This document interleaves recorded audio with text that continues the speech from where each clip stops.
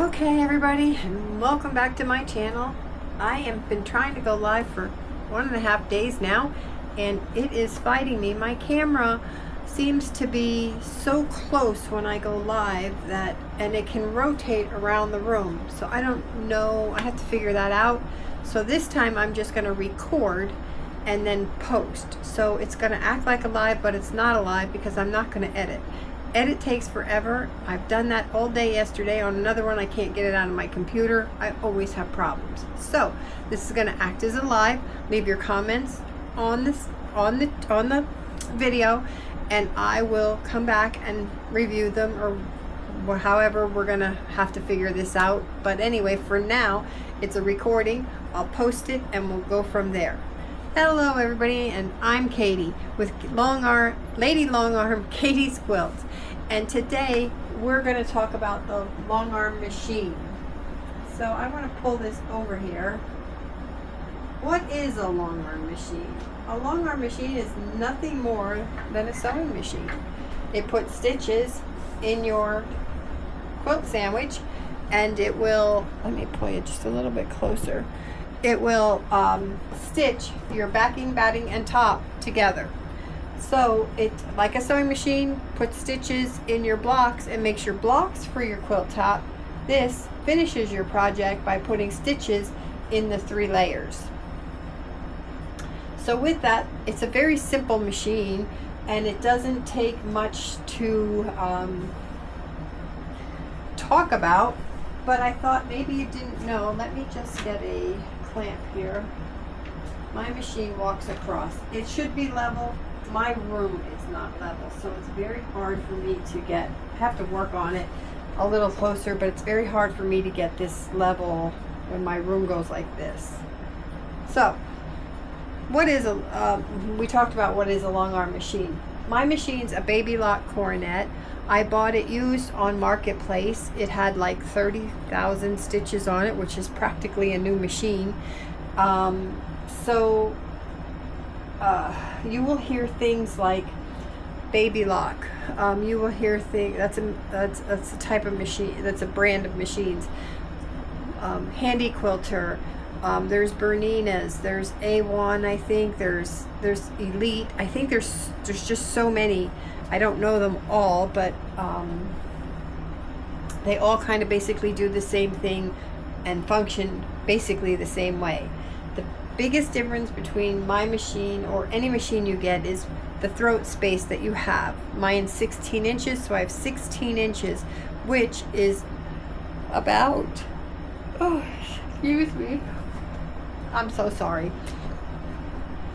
It's been a long 2 days. So I have about 16 inches of throat space, which probably gives me 12 to 13 inches of working space. So you don't quite get the full length. As you will notice, I just put my lock on here. It can go back to here, but it comes out only to here, and then I hit my back rails. So take off about 3 inches. So I probably have about 13 inches of working space. Now, same thing as your regular machine. Let me move you over to the side here a little more. Can you see if this looks right? Anyway, it's your thread. Just like on our machine, we have a thread path that comes around and goes to the needle. So the thread to the mask, to the stoppers, or to the thread clamps, down into the tension, up into the looper, and then back down and all the way down to my needle. That's basically it for threading the machine. Not any different than our other machines. There's no help on mine to thread the needle, so it has to be done manually, which is fine. Nothing wrong with that. Most of them I think are that way, but I'm not sure. I think I've seen some where they are. One moment. Okay, that's good. Some that have a threader, which I was shocked at, but anyway. So threader tension knob right here. Can you see that? Yeah. The tension knob, tighter, looser, same way. You put a piece of fabric down and you check your tension on that to set your stitch. You first set your bobbin. Your bobbin is down here. So on a long arm, you have to set your bobbin tension, where on our domestic machines we don't have to. I would lay this in my hand, and if the thread pulls out and it doesn't come off my hand, it's good tension for the bobbin, and I don't have to mess with it. It just clamps. That would get oiled. This bobbin casing would get oiled every time I change my bobbin or start a new project.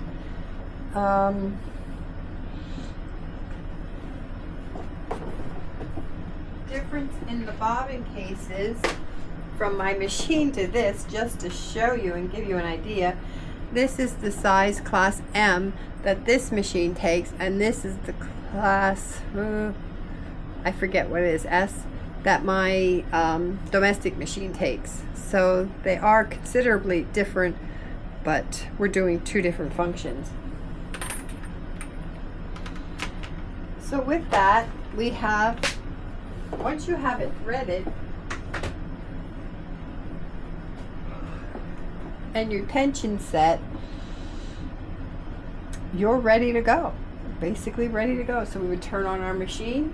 It would be oiled at this point.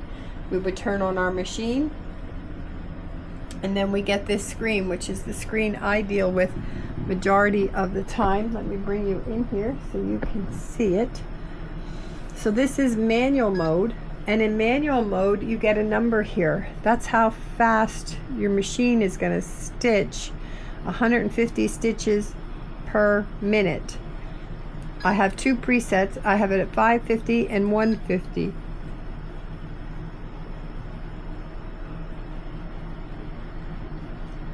So that would give me 550 stitches per inch or 150 stitches per inch, and I can adjust these so I can change them. That's in manual mode. In manual mode, it will stitch that fast no matter how fast I move the machine or how I move the machine. So my stitch length is regulated by how I'm moving the machine. I would want to be a nice even pace. I would want to be smooth and working together to get these stitches consistent. In regulated mode, I have this screen. I am at 12 inches. I am so sorry. 12 stitches per inch, and I can adjust this. I can be up to 18 or as low as 4 stitches per inch. I'm usually mid-length, 12 or 13, 11, 12 or 13. Now when I'm in regulated, that means that my machine, no matter how I move the machine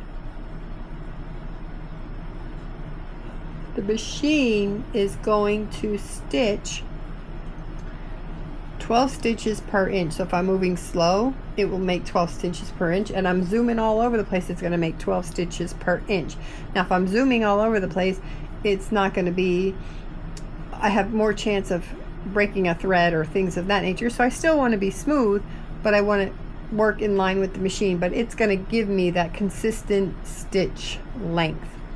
These two buttons here, this one, as you can see, it's a broken up, looks like a broken up tube. So what it means is that when I stop the machine, the needle stops. Whether I have it up, the machine will stop with the needle up or down, however I have it set. But that means the machine will come to a rest and will stop.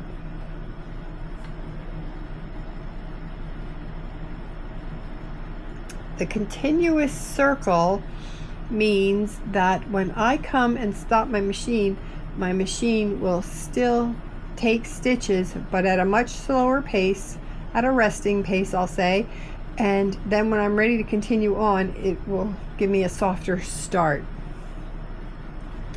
I can turn on the light underneath and turn it off and on, And that's basically the screen that I use. These buttons on my handle correspond with that. This is needle up, needle down, speed down. Now watch, if I do down, it's changing right here on the screen. Whether I'm in manual, it will change, or my stitches per inch will change.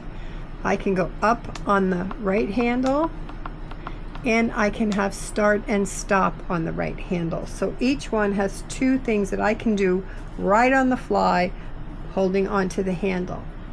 The next screen we have in here is tools. I use one function in here, and that's this one. I reset this with every new quilt I do, and it tells me how many stitches I have put into that quilt. That project's total stitch count. But back here I can have a calculator if I want it. I can set a timer. I'm in English, my stitch count, and these two are more for my dealer to deal with when we go in for diagnostic testing, and this would be for any updates that need to get done. It would be done through a USB into here. And then this one is my total stitches per inch. I'm not sure what these two are, never had to deal with them, so I'm going to let that up to the dealer as well. But right now I have 962,000 stitches on here, a little bit over. So that is basically this setup here. This arm and this are on the back of the machine, so that when I pantograph, I can do these same stitches and they're both changing at the same time. So if I'm changing out here and I'm working out here, it's changing back there. If I'm back there working and I'm changing it, it's changing out here. So there's the two sets of handles, and that is a lot it. Now I have switched out my tension to be an easy tension, so I get a reader, and right now it reads 415 is my number of tension that is on this machine. So this thread runs, I have it set at 415, which means it gives me my best stitch at that approximate number. So if I take this thread off and put a heavier thread on, it may run at 300. So if I change this to 300, I would turn my dial till this reached 300, and then I could stitch, and I will learn what all my threads best dial in at.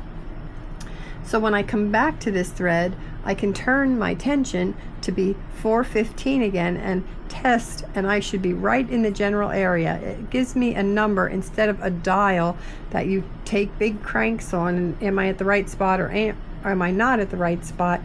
So I just find it fine-tunes it a little better. Up here I have my magnet with my scissors on it. What else do I have on this machine? With my machine, when I bought it, came with this frame. Let me back up again. When I bought the machine, it came with this little foot frame, and the little foot frame was only 2 bars, and you would clamp your back here, you would clamp back here, and you would clamp out here, and that would make this look like this, and then I could quilt. I want to move, I take off the clamps, I move it to where, at whatever spot I want to work on next, clamp it, and work. That didn't sit right in my brain, so I added the little buddy to it, which now I have 2 rotating leaders. So I can attach my quilt to that, and I can sew here, and I can roll it up, and then I float my batting and my top. But I will still clamp here. I am using Sew Tight, so I do magnet. You can pin this here, and that works. I got tired of pinning, so I'm moving to magnets more, and I can put that on there, and then that will hold that tight while I work. Not tight, you don't want it tight, but you want it not to move. So that is my system really quick. So I'm going to see if this video can load and get you going. What I want to know from you all is in the comments. In the comments, tell me if you want me to video doing ruler work next, a small tutorial on rulers, or a pantograph, and we'll do like 2 rows, setting up 2 rows and going. So you let me know in the comments of what you want. Please like and subscribe if you find this content interesting, and share it.